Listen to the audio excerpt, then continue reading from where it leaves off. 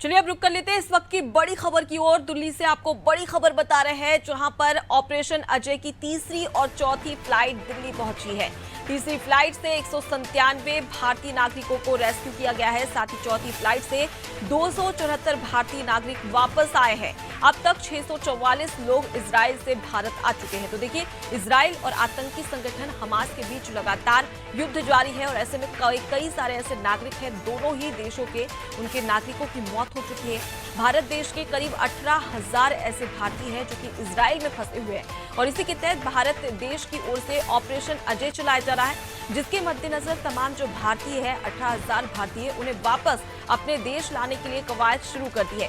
और इसी के तहत आपको बता दें कि 4 फ्लाइट अब तक जा चुकी है इजराइल, वहां से भारतीय नागरिकों को वापस दिल्ली लाया गया है। इसके अलावा भी लगातार भारतीय सरकार और साथ ही साथ उसके बाद अगर बात कर ली जाए तमाम लोगों की, तो कवायद शुरू हो चुकी है। ज्यादा जानकारी लेके हमारे साथ में संवाददाता विनोद जुड़ गए। विनोद, ऑपरेशन अजय के तहत तीसरी और चौथी फ्लाइट भी दिल्ली पहुंच चुकी है। तमाम जो इजराइल में जो मौजूद थे भारतीय, वो अब वापस अपने देश आए हैं। ऐसे में उन लोगों की ओर से क्या कुछ प्रतिक्रिया सामने आई है?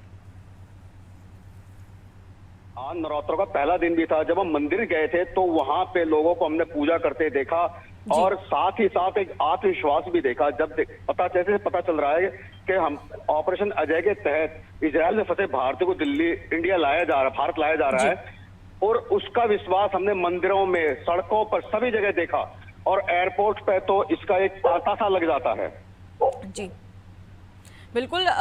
विनोद, अगर बात कर ली जाए तो तमाम जो ऐसे भारतीय उन्हें लाने की भी कवायद शुरू कर दी है। करीब जानकारी में ऐसा सामने आ रहा है कि करीब 18,000 लोग अभी इजराइल में फंसे हुए हैं। उन्हें लाने के लिए भारत सरकार की ओर से आगे क्या कुछ प्रयास किए जा रहे हैं? क्योंकि लगातार ये जो हमला है वो लगातार वहां पर जारी हो चुका है। हमास की ओर से भी लगातार इजराइल पर कई सारे जो मशीन्स है और जो बारूद है वो दागे जा रहे हैं।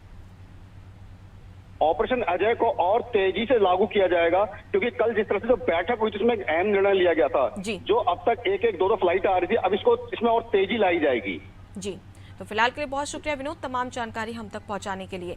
तो देखिए, कई सारे भारतीय हैं जो कि अब भी इजराइल में मौजूद है। उन्हें लाने के लिए कोशिश लगातार भारत सरकार की ओर से की जा रही है, चाहे वो छात्र हो, बच्चे हो, बूढ़े हो, हर किसी को की कोशिश यही रहेगी कि जो भारत सरकार है वो तमाम नागरिकों को वापस अपने देश ला सके।